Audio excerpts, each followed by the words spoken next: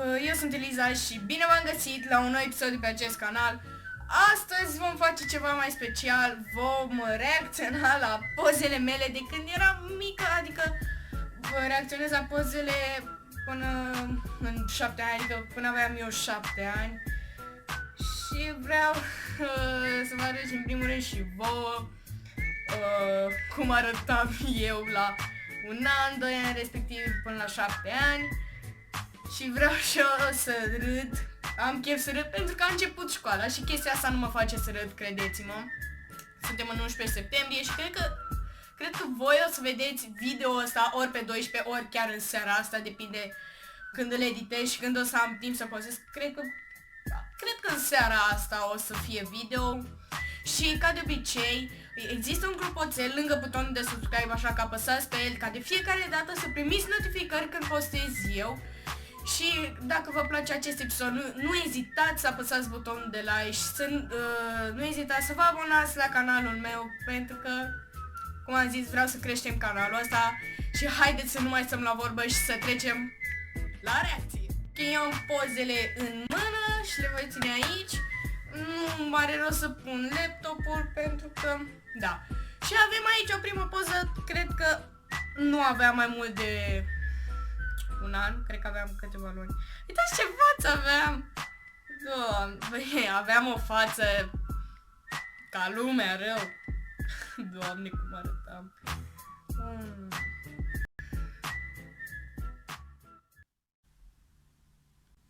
What is this shit? În fundal puteți observa pe mama, dar da, ignorați chestia asta, e din cauza curentului și ți-a închis tocmai ușa la bucătărie, nu știu dacă s-a auzit, dar asta e. Și în primul rând, uitați-vă la fața mea, ce-i cu fața asta, frate? Oh my god. Cred că aveam 3 ani sau 4 ani. Cel mai probabil aveam 3 ani. Dar nu înțeleg ce făceam. Pe vremea când aveam bani de mare. Bine, și acum am bani de mare, dar da. Aici eram la eforie, de fiecare dată mergeam la eforie. Mamă, așa. Deci poza asta e una dintre cele mai faine poze, sincer.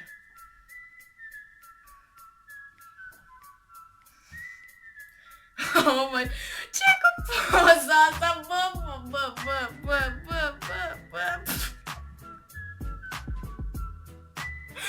Oh my god, nu vine să cred ce poza. Oh, băi, vai, că pe atunci purtam kilos bikini, ești prost! Aici eram la Aqua Magic și aveam 4 ani sau 5 ani, nu mai știu exact. Bă, dar e faină poza. Ok, aici habar n-am de ce stăteam naibii într-un lighean și aveam și fața asta ceva... Stai să fac din nou fața.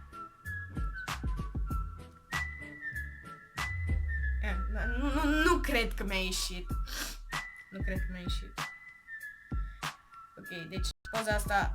Deci, majoritatea, cred că... Până acum am avut 3 poze în care era numai Crăciun. Deci, și acum e Crăciun, puteți observa bradul din spate. La fel și aici. La fel și aici. Bă, uite, aici aveam 5 luni, că scria spatele pozei. Chiar n-am observat. Aici scrie? Nu aici. Aici aveam 5 luni. Aici. Și aici cred că aveam 3 ani sau 4 ani, nu mai știu exact. Mamă, băi, ești nebun, gospodină de mică, băi. Știți voi, eu făceam curățenie de mică. Mamă, cu fărașul și cu mătura într-o parte, mătura era mai mare decât mine, dar nu conta chestia asta, eu făceam curat de atunci.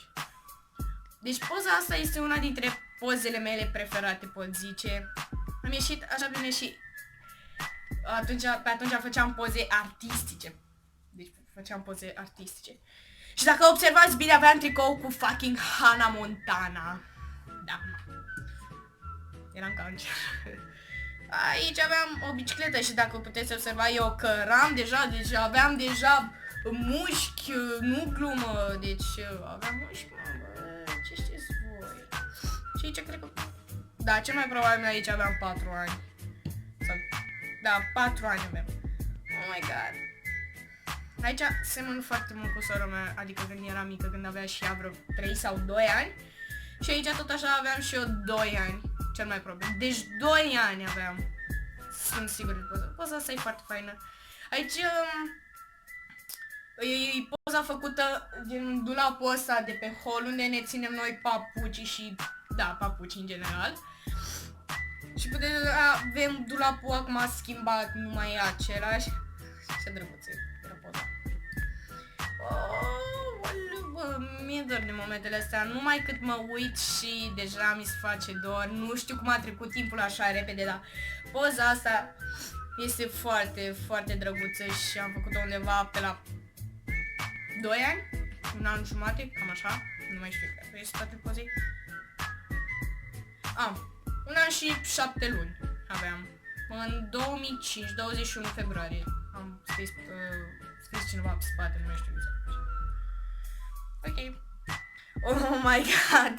Aici eram la Disneyland la Paris și încercam să-l imit pe Donald și puteți să observa și pe mama în fundal și nu știu, deci el era ceva de genul Donald și eu eram nu cu totul și cu totul altceva.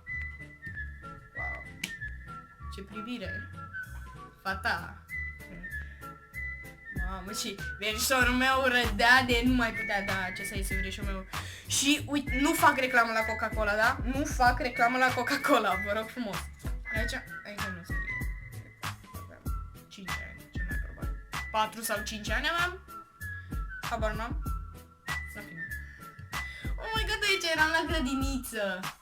Și mă puteți observa pe mine într-un colț părăsită de lume, plângând că nu știu ce premiu ăla sau ce diplomă am luat. Mamă, bă, cât de mulți eram. Nu știu câți eram. Eram 2, 4, 6, 8, 10, 12, 15. Nu stau să nu, dar cred că peste 30, din câte văd eu. Da, peste 30, clar, eram. Și încă o poză artistică, una dintre pozele mele preferate, era cea mai tare poză. Adică, și puteți observa că și atunci eram tu scurt, aici aveam sigur 7 ani. Da, sigur 7 ani pentru că sora mea de-abia se născuse. Și când sora mea se născuse aveam 7 ani.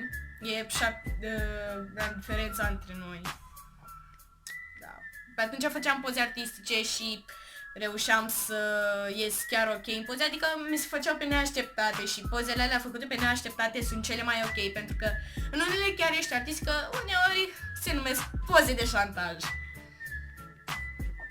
Și am terminat pozele pentru acest video. Nu uitați, dacă v-a plăcut, să apăsați butonul de like și dacă nu v-ați abonat la canalul meu, să vă abonați. Eu am fost Eliza și ne vedem în episodul următor. Pa, pa!